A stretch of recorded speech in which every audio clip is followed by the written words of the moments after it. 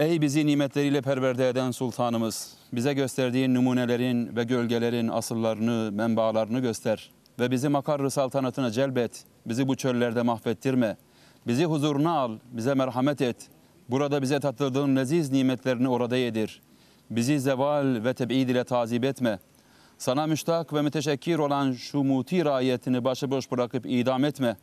Ya Rab, kusur-i ma'afu bike, mebşkara kul kabul bike, جبو خاطر رسول أكرم عليه الصلاة والسلام قنيمة توعف بك والحمد لله رب العالمين. الفاتحة.